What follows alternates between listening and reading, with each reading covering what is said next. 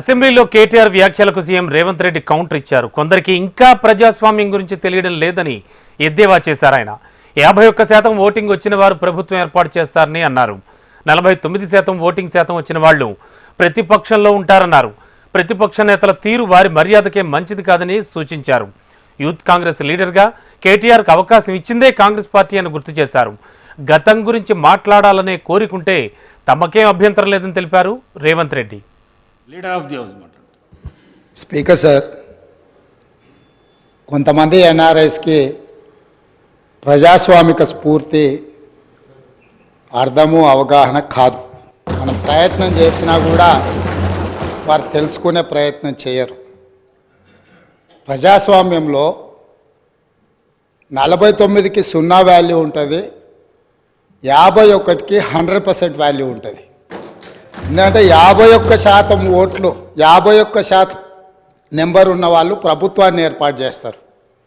49% ఉన్నవాళ్ళు ప్రతిపక్షంగా కూర్చొని ప్రభుత్వం తీసుకునే పరిపాలనలో నిర్ణయాలను శాసనాలను సహేతుకంగా విశ్లేషించి సలహాలు సూచనలు ఇస్తారు. సలహాలు సూచనలు ఒకవేళ ప్రభుత్వము పెడచెవిన పెడితే నిరసనలు ధర్నాలు రాస్తారోకలు చేస్తారు.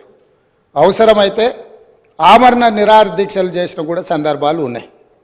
ఆ స్పిరిట్ను తీసుకోవాలి తప్ప వాళ్ళు 64 ఉన్నారు, మేము 39 మంది ఉన్నాం, మేము అచ్చోసిన ఆంబోతుల్లాకున్నాం, మేము పోడియంలోకి వచ్చి కుస్తీలు కొట్లాడతాం, ఈ రకమైన భాష వారి గౌరవానికి కానీ ఈ సభను నడిపించుకోవడానికి కానీ సహకరించదు. రెండవ అంశం, పదే పదే గత పాలన గురించి గత ప్రభుత్వాల గురించి మాట్లాడుతున్నాను. సరే, వారు ఏం మాట్లాడతారో మొత్తం విన్నాక రిప్లై చేద్దాం అనుకున్నాను. కాకపోతే నా రిప్లై కోసం వారు తహతహలాడుతున్నారు. గత పాలనలో యూత్ కాంగ్రెస్ వైస్ ప్రెసిడెంట్గా కల్వకుంట్ల చంద్రశేఖరరావుకు అవకాశం ఇచ్చిందే కాంగ్రెస్ పార్టీ. సింగిల్ విండో డైరెక్టర్గా ఎన్నికల్లో పోటీ చేయడానికి ఇస్తే కాంగ్రెస్ పార్టీ తరఫున నిలబడి ఓడిపోయిందే చంద్రశేఖరరావు. గత పాలనలో ఎంపీగా గెలిపించిందే కాంగ్రెస్ పార్టీ. గత పాలనలో షిప్పింగ్ మినిస్టర్ ఇచ్చిందే కాంగ్రెస్ పార్టీ. ఆ తర్వాత కార్మిక శాఖ మంత్రి ఇచ్చిందే కాంగ్రెస్ పార్టీ. అంతెందుకు ఇక్కడ సభ్యుడు ఉన్నాడు.